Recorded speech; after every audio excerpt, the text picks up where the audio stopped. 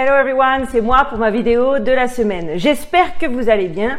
Moi, pour tout vous dire, j'avoue que je ne sais pas si c'est les derniers sujets sur lesquels je me suis concentrée et effectivement les recherches autour de ces sujets, mais j'avoue que j'avais le moral un petit peu en berne.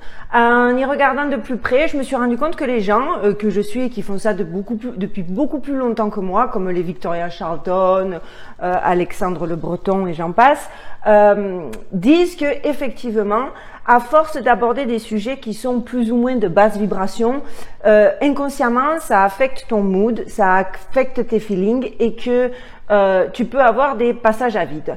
Alors, dernièrement, vous avez vu ces sujets autour des enfants et de ces horreurs ces théories atroces que je suis venue à étudier. J'avoue que j'étais pas au top, alors que c'est pas moi, je suis quelqu'un d'extrêmement positif à la base. Donc dans le doute, j'ai préféré cette semaine revenir sur un sujet un peu plus léger, histoire de redescendre et dès la semaine prochaine, puisque j'ai encore découvert des trucs, je vous raconte même pas, repartir sur cette espèce de croisade sur ces histoires sordides du trafic d'enfants.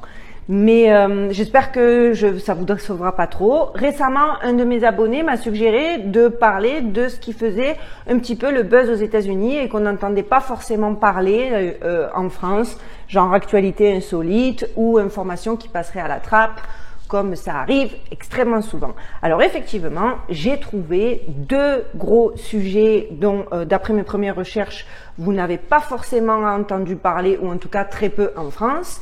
Et je vais me concentrer sur ça, sur cette vidéo. Alors, donc question, avez-vous entendu parler de cette structure incroyable qu'ils auraient découvert à l'intérieur de l'océan et presque au cœur de la Terre?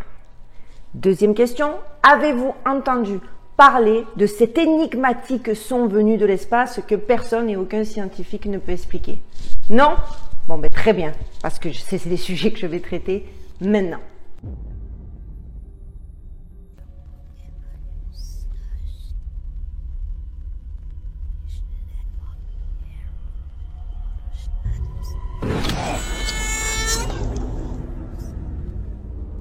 Alors effectivement, des scientifiques utilisant un algorithme d'apprentissage par machine qui a été développé à l'origine pour analyser les galaxies lointaines afin de sonder 30 ans de données sismiques, ont découvert une vaste structure composée de matériaux exotiques, comprenez impossible à identifier, occupant la frontière entre le noyau externe liquide de la Terre et le manteau inférieur. Une zone à quelques 3000 km sous nos pieds qui remonte à une époque antérieure à la naissance de la Lune. Parce que apparemment, et là je vais peut-être en faire crier certains, mais soyez indulgents, n'oubliez pas que je suis novice et qu'au final, je me réveille et j'apprends et je découvre, je ne savais pas qu'il y avait eu une période sans lune. Excusez-moi, mais moi, ça a fait partie des chocs et des révélations par rapport à ce sujet. Parce que ça date d'il y a 3-4 jours. Hein. C'est sorti ici il y a 3-4 jours. Donc effectivement, ils nous ont dit que ces objets anormaux massifs pourraient être des matériaux partiellement fondus antérieurs à la formation de la Lune, issus d'une collision colossale entre la Terre primitive et un objet de la taille de la planète Mars, il y a plus de 4 milliards d'années. Je trouve ça fascinant. Je vais vous passer les détails techniques, certes incroyables, mais assez abstraits pour moi, et parce que j'avais peur du coup de les rendre trop brouillons, pas assez spécifiques et de perdre en crédibilité. Bref, ce procédé bien spécifique permet aux sismologues, il faut le savoir, de saisir de rares aperçus du monde souterrain profond et inaccessible de la Terre. Parce que je ne sais pas si vous êtes au courant, mais en ce qui concerne les recherches et la connaissance à échelle humaine, je vous parle de l'intérieur, parce qu'on connaît quasiment rien de l'espace, certes, mais on est tout aussi ignare en ce qui concerne le tréfonds des océans et le noyau de la Terre. À échelle humaine, apparemment, on ne connaîtrait que ça. Je pars de là. Donc, autant vous dire, quasiment rien du tout. Effectivement, l'analyse des chercheurs publiée dans Science, enfin l'équivalent de Science américain, mais vous devez pouvoir googler et trouver en France. Hein. Comme je vous le dis, moi, mon IP, comme elle est basée ici, que j'utilise pas forcément de VPN, j'ai pas vu que l'information avait été traitée, en tout cas, selon moi, à la hauteur de la découverte. Donc, le magazine Science a révélé une structure jusqu'alors inconnue sous les îles volcaniques des Marquises dans le Pacifique Sud et a montré que la structure sous les îles Hawaï est beaucoup plus grande que ce que l'on ne pouvait seulement imaginer ou la vague idée qu'on pouvait avoir. En examinant des milliers d'échos de limites entre le noyau et le manteau en même temps, au lieu de se concentrer sur quelques-uns à la fois comme ils le faisaient jusqu'alors, ils ont obtenu une perspective totalement nouvelle. Cela leur a montré que la région de la limite entre le noyau et le manteau a beaucoup de structures qui peuvent produire ces échos qu'ils estiment plus qu'étranges, et c'est quelque chose qu'ils n'avaient pas réalisé auparavant parce qu'ils n'avaient qu'une vue extrêmement étroite. Alors moi, je ne sais plus quoi penser. Peut-être que le temps des vérités est arrivé. Entre le mont Bucheji qui révèle un monde intraterrestre et cette théorie de la Terre creuse et ces évidences qu'on peut plus aujourd'hui nier, où je vous mets, hein, comme je vous le dis, je vous mets le lien dans la description de cette vidéo, ou encore la NASA qui finit par admettre qu'ils ont vu qu'il y a eu un contact avec preuves et images à l'appui avec des objets volants non identifiés, ou encore avec Elon Musk. Là récemment, les astronautes qui ont été envoyés dans SpaceX ont affirmé avoir vu quelque chose à l'approche de Mars qu'ils n'arrivent pas à identifier. Je me dis qu'ils sont peut-être en train de nous préparer. Je dis encore une fois, c'est des théories, qui sont peut-être en train de nous préparer à la vérité, parce qu'ils ont plus trop le choix et qu'il faut avouer qu'on est quand même en train de vivre une époque, je vais dire formidable, parce qu'on va rester dans la positivité, mais il se passe quelque chose, non? Vous n'êtes pas d'accord avec moi? Alors je continue. L'image ci-dessus, ici ou ici, montre comment les zones de roches chaudes et denses appelées zones d'ultra basse vitesse situées au plus profond de la Terre se plient et diffractent les ondes sonores produites par les tremblements de terre. Les sismographes dévoilent des structures, grâce à cette inconnues jusque-là. Il faut savoir que les tremblements de terre génèrent des ondes sismiques sous la surface de la Terre qui se propagent sur des milliers de kilomètres. Lorsque les ondes rencontrent des changements de densité, de température ou de composition des roches, elles changent de vitesse, se plient, se dispersent, produisant ce qu'ils appellent donc ces fameux échos qui peuvent être détectés. Les échos de structures proches arrivent plus rapidement, tandis que ceux des structures importantes sont plus forts. En mesurant donc le temps de parcours et l'amplitude de ces échos lorsqu'ils arrivent au sismomètre en différents endroits, les scientifiques peuvent développer des modèles de propriétés physiques des roches cachées sous la surface. Ce processus, si vous voulez, est similaire à la façon dont les chauves-souris procèdent quand elles écolancent autour d'elles pour cartographier leur environnement. Appliqué au sismographe des tremblements de terre, l'algorithme a permis de découvrir un grand nombre d'échos d'ondes de cisaillement qui reste un mystère parce que les scientifiques n'en reviennent pas. Ça a permis d'obtenir de nouvelles informations sur la structure à la base du manteau qui sont restées malgré tout largement énigmatiques. Donc ils ont trouvé des échos sur environ 40% de tous les trajets d'ondes sismiques, ce qui est surprenant car ils s'attendaient à beaucoup moins et qu'aujourd'hui ils ne peuvent et ne savent comment l'expliquer. Ils ont clairement halluciné, hein, tous ces scientifiques qui sont. Et là, je fais encore coucou aux empêcheurs de tourner en rond et aux personnes qui vont crier encore une fois « Mais oui, mais on le savait, c'est l'ancienne... » Enfin, encore une connerie. Enfin, sorry. Clairement, ils ont clairement halluciné de trouver une telle structure sous les îles Marquises dont on ignorait absolument l'existence jusqu'alors. Alors, il faut savoir que c'est les rares informations officielles que l'on peut trouver sur le sujet, parce que ça c'est sorti il y a 4 jours depuis Silence Radio. C'est un truc phénoménal. Ils ont parlé de collision avec un objet non identifié de la taille de la planète Mars. Ils ont parlé d'une structure, s'il faut, il s'agit de l'Atlantide. On ne sait pas. Et depuis, plus rien. J'ai cherché, j'ai creusé et je n'ai rien pu trouver l'autre. Mais en tout cas, voilà un élément qui, comme je vous le dis, relance grandement la théorie de la Terre creuse et du monde intraterrestre. Moi, je me demande vraiment si on ne vient pas de découvrir l'Atlantide. Dites-moi ce que vous en pensez. En attendant, il l'appelle la méga ULVZ, détectée sous les îles Marquises, représente une anomalie de vitesse de vagues localisées non identifiées auparavant, selon l'étude. Donc, vous avouez qu'ils emploient des mots scientifiques pour nous faire perdre pied et éventuellement nous désintéresser du sujet, mais nous, on est plus fort que ça. Donc, j'ai cherché ce que c'était parce que, effectivement, je me suis dit, ah ouais, t'as essayé de m'endormir en bas, donc je comprenais rien. Ben, je vais savoir ce que c'est les méga ULVZ.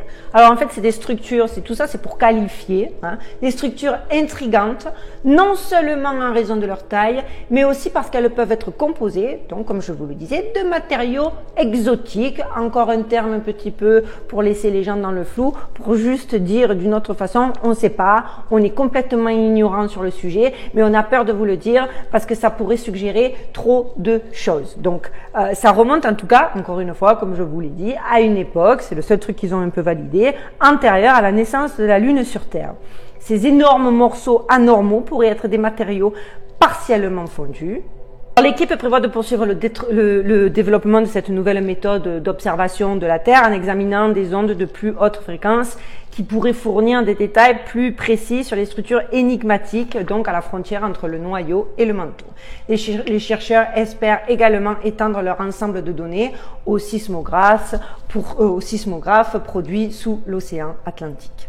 Encore un mystère qu'on va nous vendre comme quelque chose de banal, alors qu'on sait très bien que la Terre possède des secrets jamais percés. Du coup, tout prendrait du sens, en fait, parce est-ce que vous savez qu'il existe des endroits sur Terre où la gravité n'a pas d'effet? Quand même incroyable que chaque fois, on ait des éléments qui nous laissent à penser qu'il y a quelque chose de mystérieux, qu'il y a plus que ce qu'on veut nous faire croire, et ça passe sous silence. Ben moi, pour moi, cette structure, cette découverte, le fait qu'il y a peut-être une vie intraterrestre, ben ça pourrait expliquer tous ces pseudo-mystères qu'on nous vend comme non élucidés ou avec des explications scientifiques capillotractées que de base, la moitié d'entre nous comprennent. Quand on comprend qu'à moitié et au final, c'est une explication sans être une explication et on s'en contente. Et deuxième info, pareil, qui est passée à l'ouest, qui a eu droit, enfin en tout cas ici aux États-Unis, dites-moi en commentaire vraiment en France si vous en avez entendu parler de manière un peu plus tapageuse, en tout cas à la hauteur de ce que l'info vaut. Parce que, ok, c'est bien beau toute la journée de bouffer des infos qui te démoralisent sur la crise économique qui nous attend, sur la maladie qui reprend, sur les sociétés qui ferment. Des fois, de temps en temps, juste en tout cas pour nous donner, pour qu'on comprenne qu'on est à l'aube d'un changement. Et ça, j'étais sceptique il y a encore quelques mois, mais si. Donc dites-moi en commentaire, parce que là, par exemple,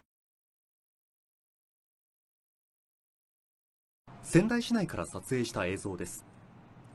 白い球体の下には十字状の物体とプロペラのようなものが回転しているのがわかります。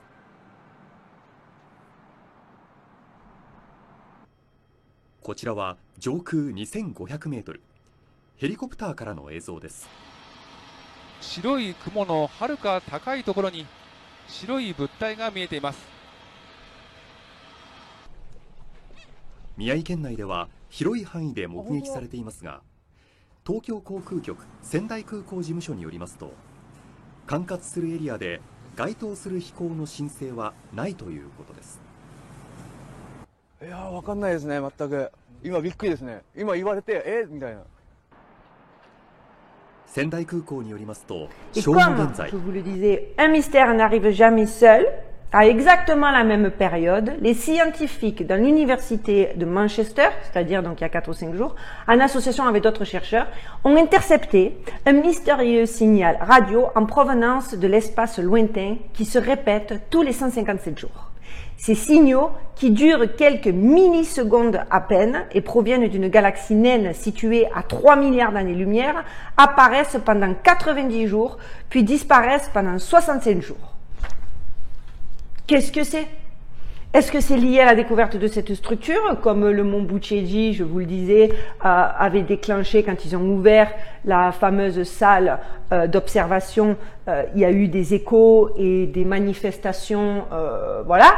Encore une fois, on a entendu aussi, il y a une boule de feu qui a été aperçue, pareil, il y a 3-4 jours, dans ces mêmes périodes, une boule de feu qui a transpercé le ciel australien sans que personne ne puisse expliquer de quoi il s'agissait. Vous connaissez le principe, je vous mets les vidéos là. Moi, je dis qu'il est en train de se passer des choses importantes, beaucoup plus importantes que... je vais faire crier des gens, mais en tout cas tout aussi importantes que les manifestations. Vous savez ce qui se passe, j'ai pas envie d'en parler parce que il y a suffisamment de personnes qui en parlent. Bref, en tout cas, moi je suis fascinée par tous ces changements, tous ces bouleversements et toutes ces révélations, même si elles passent un peu à la trappe. J'espère que ça vous aura plu. Encore une fois, je suis désolée pour ceux qui s'attendaient peut-être à une suite de vidéos concernant l'adrénochrome, etc. Mais j'avais vraiment besoin de me concentrer sur des choses qui me donnent pas de cauchemar, pour vous dire la vérité. J'espère que vous ne serez pas déçus. N'hésitez pas donc à me dire en commentaire si vous pensez que je deviens folle. Parce que c'est possible aussi, et que je délire, ou qu'effectivement vous aussi ça vous interpelle et que vous vous dites que c'est plus que ça et que c'est fascinant. C'est fascinant parce qu'au final on cherche dans l'espace comme des fous alors qu'il y a peut-être une vie à l'intérieur même de notre propre planète, peut-être des énormes fourmis. Non, je plaisante, mais vous voyez ce que je veux dire. Donc vous savez, les petits pouces, l'algorithme, ça m'aide, ça me suggère, etc. D'ailleurs, on est passé, je crois, à 640 abonnés. J'en reviens pas. Et du coup, je tiens aussi à remercier ce site et cette personne extraordinaire qui est Afadoli, afadoli.com. Je vous mets la référence dans la description de cette vidéo, qui a fait un article où il m'a suggéré, et je pense que c'est grâce à lui que j'ai pu en aussi peu de temps gagner autant de vues sur ma dernière vidéo et surtout autant d'abonnés. Donc merci. Si je peux te rendre l'appareil, ce sera avec grand plaisir. N'oubliez pas donc de vous abonner, de cliquer sur la petite cloche histoire d'avoir les notifications. Je pense faire maintenant 2 vidéos par semaine, comme ça je pourrai alterner entre informations glauques, sombres, et puis informations plus légères, ou en tout cas les secrets d'actualité, une espèce de revue de presse, puisque je vois qu'on n'a pas forcément malheureusement les mêmes informations, et on pourra en plus enrichir si vous avez des sujets à me suggérer, si vous avez des recherches que vous voudriez que je fasse, ou des sujets que vous voudriez que j'aborde. Je suis ouverte à toutes vos suggestions. Elles m'aident plus que vous ne pourriez l'imaginer. Les amis, je vous souhaite de passer une excellente semaine. Faites bien attention à vous et n'oubliez pas, stay safe.